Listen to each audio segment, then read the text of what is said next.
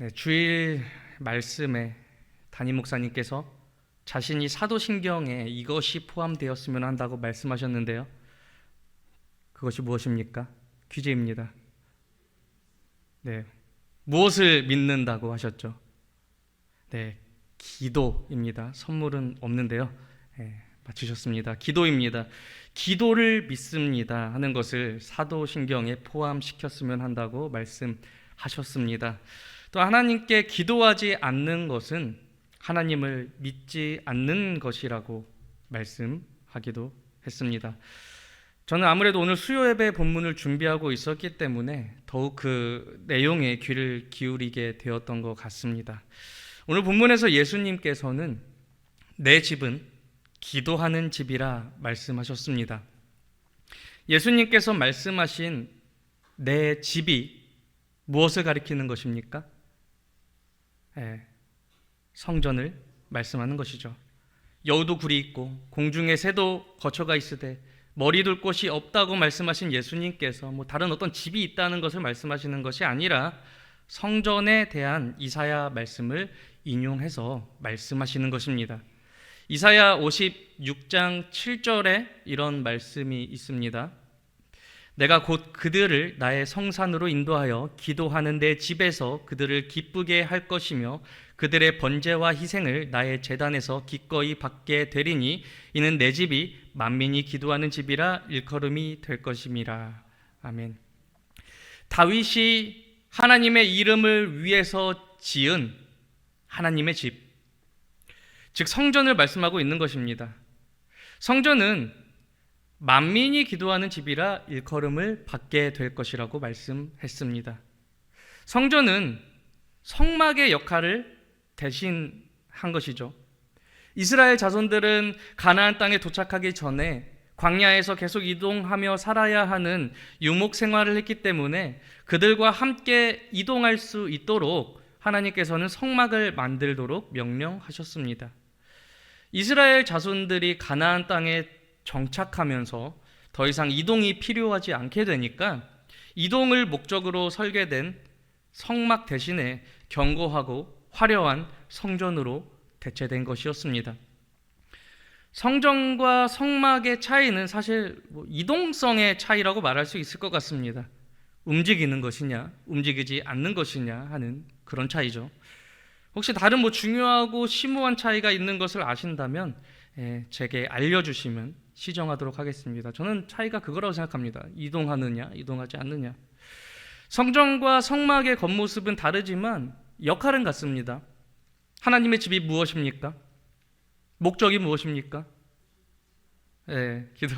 기도. 이미 정답을 다 알고 계셔서 말씀하시는데, 우리가 흔히 성전 생각할 때 하나님의 이름을 위한 곳, 하나님께서 거하시는 거룩한 곳, 하나님의 영광이 임하는 곳, 하나님께 드리는 제사가 행해졌던 곳 등 성전을 생각하면 떠올리는 것이 있을 것입니다.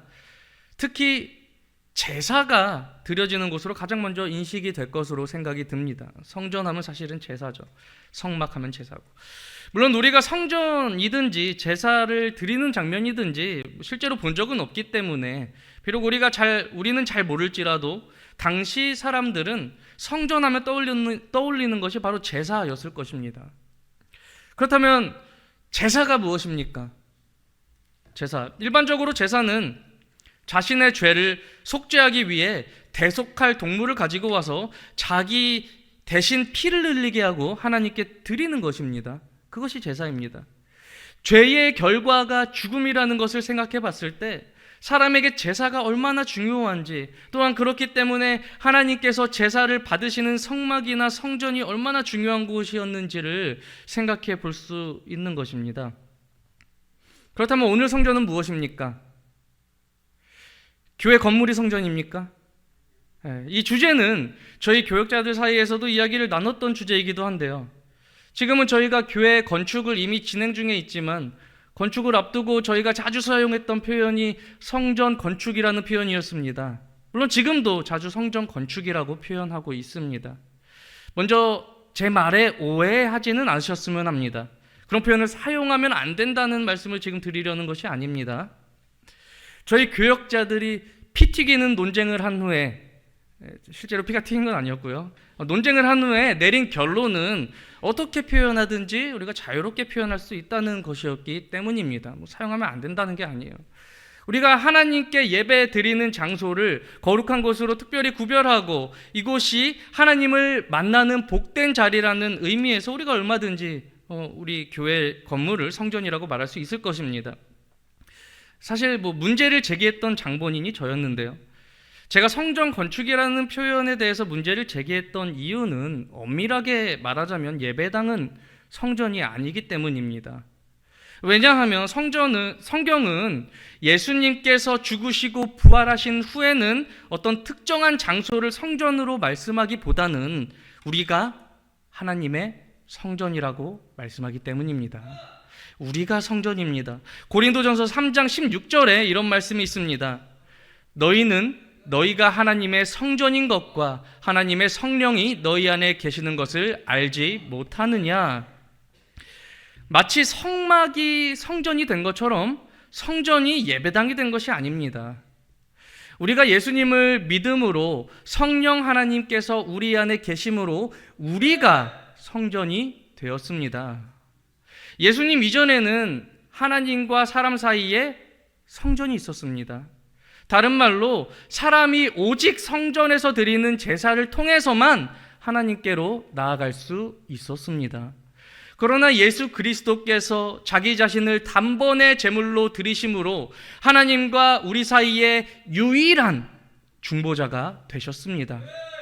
디모데전서 2장 5절에서 이렇게 말씀합니다. 함께 읽겠습니다. 시작. 하나님은 한 분이시요 또 하나님과 사람 사이의 중보자도 한 분이시니 곧 사람이신 그리스도 예수라. 아멘. 예수님께서 사흘 만에 지으신 성전, 손으로 짓지 아니한 다른 성전은 예수님을 믿고 성령께서 내주하시는 우리 몸이라는 것입니다. 그렇기 때문에 이제는 어떤 특정한 장소에서 성전의 역할이 이루어져야 하는 것이 아니라 바로 우리가 성전이며 우리가 오직 예수님을 통해 하나님께로 나아갈 수 있으며 또한 우리가 성전의 역할을 해야 한다는 것입니다. 성전 건축이라는 표현에 제가 문제를 제기한 이유는 혹 우리가 예배당을 마치 구약의 성전의 의미로 생각하지는 않을까, 특정한 장소의 거룩성만을 생각하지 않을까 염려했기 때문이었는데요. 그러나 우리가 그런 의미를 생각하면서 성전 건축이라고 말하지는 않기 때문에 우리가 어떤 표현이든지 자유롭게 할 수 있다는 결론을 저희 교육자들이 내리게 된 것입니다. 그럼에도 제가 여전히 말씀드리고 싶은 것은 만약 우리가 교회 건물만을 두고 그것을 성전이라고 말한다면 우리는 예수님께서 말씀하신 성전의 의미를 크게 오해하는 것입니다. 마가복음 14장 58절을 보시면 예수님께서는 손으로 지은 성전을 헐고 손으로 짓지 아니한 다른 성전을 사흘 동안에 지으시겠다고 말씀하셨습니다. 그리고 예수님께서 그 일을 이루셨습니다. 성전이라는 용어는 예수님으로 인해 이제 더욱 포괄적인 의미를 갖게 됩니다. 이것은 건물 그 이상입니다. 건물도 물론 포함하는 더욱 포괄적인 의미라는 것입니다. 오늘 본문을 통해 우리가 그것을 조금 더 생각해 보게 되는 시간이 되기를 소망합니다. 우리가 복음서의 많은 내용들이 비교적 익숙한 것처럼 오늘 본문 말씀 역시 우리에게 익숙한 말씀일 것입니다. 예수님께서 새끼 나귀를 타시고 예루살렘에 입성하실 때 호산나 하며 외치는 무리들의 소리와 함께 예루살렘에 입성하셨습니다.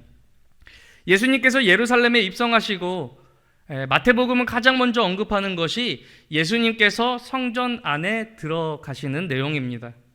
성전 정화 사건이라고 말하기도 하는데요. 우리가 예수님을 생각할 때 가장 의외의 모습이라고 생각하는 부분이기도 할 것입니다. 오늘 보면 12절에서 이렇게 말씀하는데 우리 12절 한번 함께 읽어볼까요? 시작. 예수께서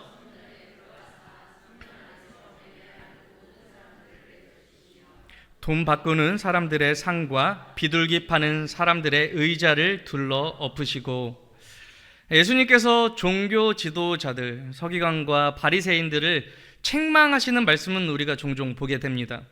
그러나 이렇게 막 상을 둘러 엎으시고 막 의자를 막 뒤집어 엎으시는 예수님의 모습은 굉장히 의외의 모습입니다. 요한복음을 보시면 예수님께서 노끈으로 책찍을 만들어가지고 양들이나 소들을 성전에서 다 쫓아내시는 장면을 말씀하기도 합니다.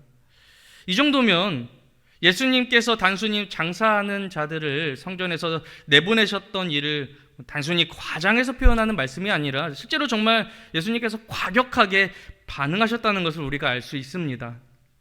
이 말씀을 보면서 우리가 이렇게 생각할 수도 있겠죠. 예수님께서는 다른 무엇보다 성전에서 장사하는 일을 싫어하시는구나. 그래서 우리가 교회에서 다른 무엇보다 장사하는 일을 피해야겠구나 생각할 수도 있을 것입니다. 예를 들어서 우리 교회에서 바자회를 한다든가 교회 학교 막 달란트 잔치를 한다든지 그런 거 예수님이 제일 싫어한다고 그렇게 말해야 할까요? 교회에서 어떤 사적인 거래를 한다든지 그러면 지옥불에 던져지게 될 거라고 말해야 할까요? 오늘 본문 말씀을 단순히 우리가 교회에서 장사하지 말라는 말씀으로 듣는다면 이 말씀을 굉장히 축소하는 것이라고 생각이 듭니다. 물론 개인적이고 사적인 이익을 위해서 교회 안에서 장사하는 일을 하나님께서 기뻐하시는 일이라고 말하기는 어려울 것입니다. 가급적 그런 일은 우리가 자제해야 하겠죠. 그러나 오늘 본문 말씀이 단순히 교회 안에서 장사하지 말라는 말씀이 아니라 그 이상의 것을 말씀하고 있다는 것입니다. 성전이 무엇을 하는 곳입니까? 아까도 말씀드렸지만 제사를 드리는 곳이었습니다. 하나님께 제사를 드리려면 무엇이 필요한가요? 하나님께 드릴 제물, 동물이 필요합니다. 아브라함이 하나님께 자신의 아들 이삭을 번제로 드리기 위해서 이삭과 함께 모리아 땅에 갔을 때 이삭이 아버지에게 물었죠. 번제할 어린 양을 어디 있나이까? 당연한 질문이죠. 하나님께 제사를 드리려면 나의 죄를 위해 대신 피를 흘릴 동물이 필요합니다. 그것도 흠이 없는 동물이 필요합니다. 그렇기 때문에 한편에서 생각해 보면 성전 근처에서 매매하는 일이 발생할 수밖에 없었을 수도 있습니다. 성전 가까운 곳에 사는 사람 같으면 자신이 키우는 동물 중에 흠이 없고 합당하고 좋은 녀석으로 골라서 그냥 잘 데리고 와서 제사로 제물을 드리면 되겠죠. 그러나 먼 곳에서부터 예루살렘까지 와야 하는 자들은 어떨까요? 제물로 쓸 동물을 멀리서부터 데리고 오는 것도 정말 힘든 일일 뿐더러 먼 길을 함께 여행하며 오는 중에 동물에게 흠이 생기거나 흠이 없는 동물이었는데 동물에게 흠이 생기거나 상하게 되면 어떻게 됩니까? 그럼 집에 다시 가가지고 새로운 녀석으로 바꿔야 합니까? 그저 번거로운 것뿐만이 아니라 절기가 지나버리게 될 것입니다. 집에 다시 갔다 오면은 모든 유대인 성인 남자들은 1년에 3번, 즉 늦은 봄철에 6월절, 가을에 초막절, 그리고 이른 여름 오순절에 예루살렘으로 올라와야 했습니다. 그리고 그때 제사를 드려야 했던 것이죠. 멀리에서부터 오는 사람 같으면 이동하는 시간을 계산해서 올 텐데 언제 집에 다시 갔다 옵니까? 함께 제사 드릴 동물에 흠이 생겼다고 해서 언제 집에 다시 갔다 올 수 있을까요? 그럴 수 없죠. 그래서 편의상 성전 근처에서 제물로 쓸 동물을 매매하는 일이 있었던 것입니다. 그리고 돈 바꾸는 사람들은 무엇입니까? 당시 통용하던 통화가 무엇이었겠습니까? 당시는 로마 시대였죠. 흔히 로마의 드라크마를 주로 사용했을 것입니다. 그런데 드라크마에는 가이사의 상이 새겨져 있습니다. 가이사의 상이 새겨진 돈을 성전에서 사용할 수 있겠습니까? 물론 우리 화폐에도 사람의 초상이 그려져 있고 우리는 아무 문제 없이 아무 의심 없이 그런 지폐로 우리가 헌금하긴 하는데요. 당시의 유대인들에게는 그것이 문제가 되었습니다. 그것을 신성모독이라고 그들은 생각했기 때문입니다. 그렇기 때문에 성전세를 내기 위해서는 가이사의 상이 새겨진 드라크마를 히브리인들의 통화인 세겔로 바꿔서 내야 할 필요가 있었던 것입니다. 그래서 또한 편의를 위해서 성전에 돈 바꾸는 자들이 있었던 것입니다. 물건이 필요한 곳에서 물건이 매매되는 현상은 자연스러운 현상인 것 같습니다. 예수님께서는 단순히 성전에서 매매하고 있는 일에 대해서 그렇게 분노하셨던 것은 아니라는 생각이 듭니다. 물론 성전 안에서 성전 안에서 매매하는 일이 바람직한 일이라고 또한 말씀드리는 것은 아닙니다. 그러나 예수님께서 그렇게까지 막 상과 의자를 둘러 엎으시고 채찍들을, 동물들을 쫓아내신 것은 그저 단순히 매매하는 일 때문은 아니었다는 것입니다. 가장 큰 문제는 성전의 기능이 왜곡되고 상실되어 버렸고 오히려 성전이 다른 사람들의 금품을 갈취하는 장소로 변해버렸다는 것입니다. 종교 지도자들은 그저 사람들에게 도움을 주고자 편의를 위해서 돈을 바꾸고 재물을 하는 일을 했던 것이 아니라 자신들의 배를 채우기 위해서 그러한 일들이 성전 안에 있는 특정한 장소에서 이루어지고 있었다는 것입니다. 여기서 중요한 것은 그런 일들이 특정한 장소, 즉 이방인의 뜰이라는 곳에서 이루어지고 있었다는 것입니다.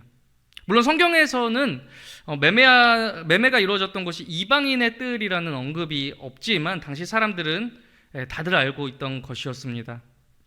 그림을 보자면은 헤롯이 유대인들을 위해서 성전을 더욱 확장해서 건축했으며 그곳에는 이방인의 뜰이 생기게 된 것을 우리가 볼 수 있습니다. 안에 성전이었고 더 확장돼가지고 바깥쪽으로까지 성전이 더욱더 크게 된 것이죠. 사실 처음 성전에는 이방인의 뜰이라는 것이 없었습니다. 안쪽에 작은 네모 그 정도가 있었던 것이죠. 그래서 누군가는 이방인의 뜰이라는 곳은 처음부터 예배드리는 장소가 아니라 처음부터 관광과 상업적인 용도로 사용되었다는 언급도 있긴 합니다.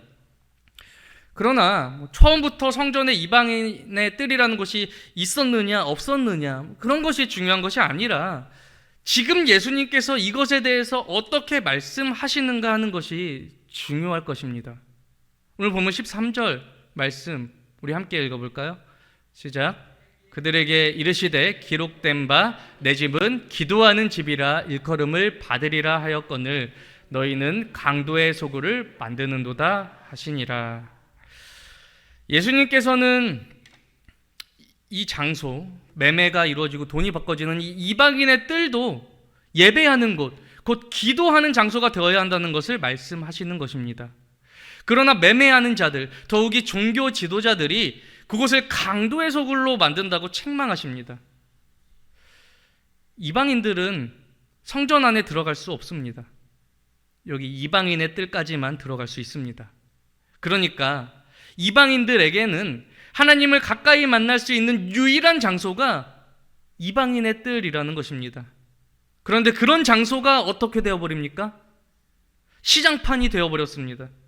하나님을 찬양하고 하나님께 기도드리는 소리 대신 동전 부딪히는 소리와 동물들의 울음소리만 가득할 뿐입니다. 종교 지도자들은 아마 이런 생각을 했을지도 모릅니다. 이방인이 무슨 예배냐? 이방인이 무슨 기도냐? 하나님께 드리는 예배는 우리 유대인들의 전유물이야. 예수님께서 정말 책망하시는 것은 그들의 그런 마음이라는 생각이 듭니다. 자신들이 무언가 된 줄로 생각하고 선민 사상을 가지고 이방인들에게 담을 쌓고 그리고 하나님께 나아가고자 하는 이방인들이 거할 그 장소조차 강도의 소굴로 만든 그것을 책망하시는 것입니다. 방금 말씀드렸지만 원래 성전에 이방인의 뜰이 있었냐 없었냐 하는 것이 중요하지 않습니다. 헤롯이 성전을 확장하면서 생긴 장소라고 해도 모든 것을 주관하시는 하나님의 뜻 가운데 이루어진 일입니다. 그것을 잘 활용해서 하나님의 뜻을 이루는 것이 중요한 것이죠. 하나님께서는 처음 성전이 건축될 때부터 맨 처음 성전이 건축될 때부터 세상 만민을 향한 자신의 뜻을 하나님 자신의 뜻을 말씀하셨습니다. 솔로몬이 성전을 건축하고 하나님께 봉헌할 때 그의 기도에 이런 내용이 있었습니다. 열왕기상 8장 41절부터 43절까지의 말씀인데요. 글씨가 좀 작을 수도 있으니까 제가 읽어드리겠습니다.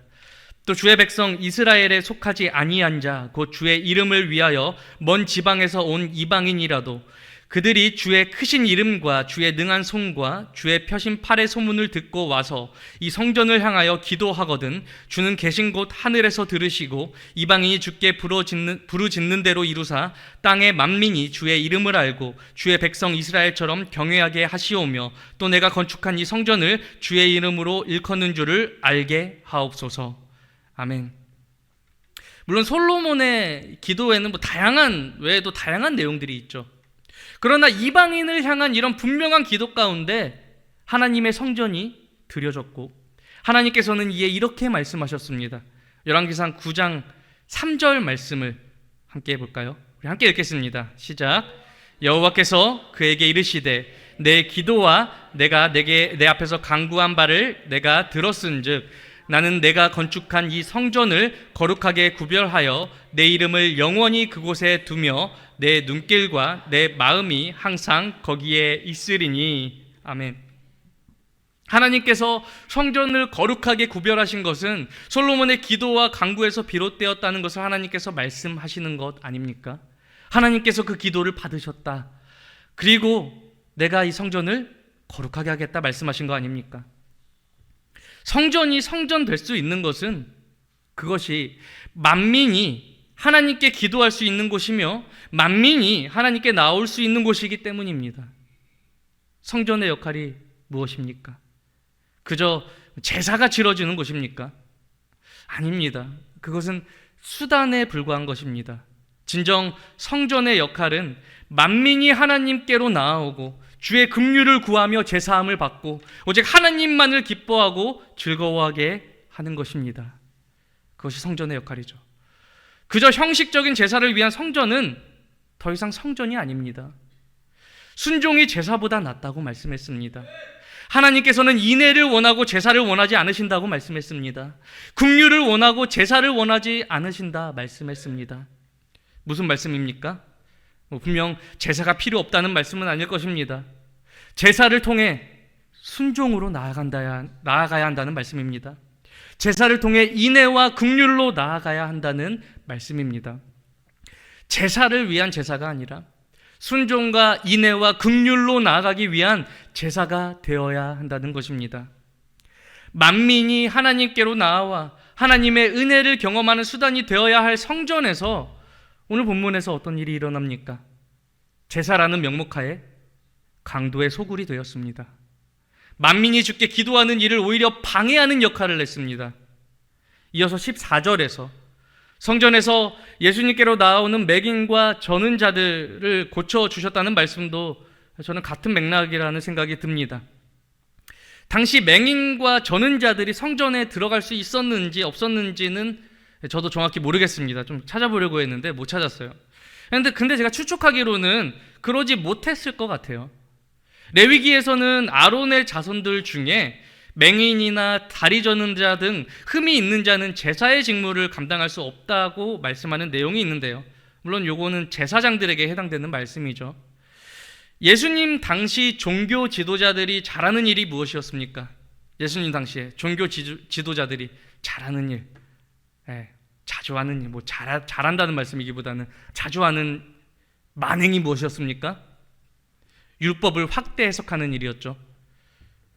그래서 아마 맹인과 저는 자들, 즉 흠이 있는 자들은 성전에 들어올 수 없다고 그렇게 하지 않았을까 생각이 듭니다.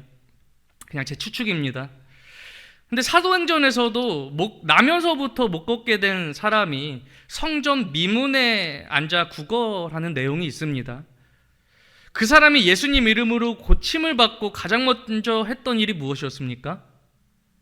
베드로와 요한과 함께 성전으로 들어가는 일이었습니다.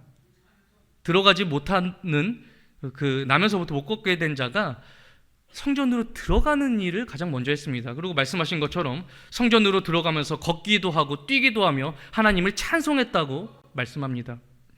제가 무엇을 말씀드리고자 하는 것이냐면요, 성전은 만민이 기도하는 집이어야 하는데 만민이 하나님께로 나오는 축복의 통로가 되어야 하는데 종교 지도자들은 담을 세워버리고 많은 사람이 하나님께로 나오지 못하도록 오히려 방해 역할을 했다는 것입니다. 그래서 예수님께서는 노하신 것이고 그렇게 과격하게 반응하신 것이죠. 그리고 새로운 성전을 일으키시겠다고 말씀하신 것입니다. 오늘 마태복음 본문에서는 소개되지 않는데요, 요한복음 2장에서는 예수님께서 이어서 이 말씀을 하셨어요. 요한복음 2장 19절 말씀 우리 함께 읽어볼까요? 시작. 예수께서 대답하여 이르시되 너희가 이 성전을 헐라 내가 사흘 동안에 일으키리라. 아멘. 아까 말씀드렸었죠. 예수님께서 사흘 동안에 일으키신 성전은 성령님께서 거하시는 우리 몸이라고 말이죠. 오늘 마태복음 이어서 소개되는, 지금 오늘 본문에 이어서 소개되는 무화과 나무가 마르는 일도 성전의 일과 깊은 연관이 있는 것이라는 생각이 듭니다. 예수님께서 그냥 길을 가다가 괜히 무화과 나무에 열매가 없다고 마르게 하신 것이 아니라 그 열매 없는 무화과 나무를 마르게 하심으로 지금 열매 없는 성전이 무너지게 될 것을 묘사하신 말씀인 것입니다. 예수님께서는 십자가에서 죽으시고 사흘 만에 다시 살아나심으로 손으로 짓지 않은 성전으로 우리를 일으키시고 성령님을 보내셔서 우리 안에 내주하게 하심으로 우리가 성전의 원래 역할을 잘 감당하게 하셨습니다. 성전의 역할이 무엇이라고 했습니까? 내 집은 기도하는 집, 만민이 기도하는 집이라고 했습니다. 모든 사람이 하나님의 긍휼을 구하고 죄사함을 받고 하나님을 찬미하게 하는 축복의 통로가 성전입니다. 저는 우리 각자가 예수님께서 일으키신 성전으로서 진정 만민을 하나님께로 인도하는 축복의 통로가 되기를 소망합니다. 우리 각자가 성전으로서 하나님께 기도하는 자들이 될 뿐만이 아니라 우리가 많은 사람에게 걸림돌이 아니라 만민을 인도하여 하나님께 기도하는 자들로 만들어가게 되기를 주님의 이름으로 간절히 소망합니다. 네, 우리 함께 오늘 말씀을 생각하시면서 찬양하며 나아가겠습니다. 정말 하나님께서 우리를 성전으로 삼으시고 정말 우리를 축복의 통로로 삼으시기를 소원하고 계십니다. 정말 그런 하나님의 마음을 우리가 깊이 생각하며 주께서 나를 축복의 통로로 사용해 주옵소서. 성령 충만함을 주셔서 정말 우리가 하나님께로 많은 만민을 기도하는 자리로 인도하는 우리가 축복의 통로가 될 수 있도록 인도해 주옵소서 하는 기도하는 마음으로 우리 함께 찬양하며 나아가겠습니다.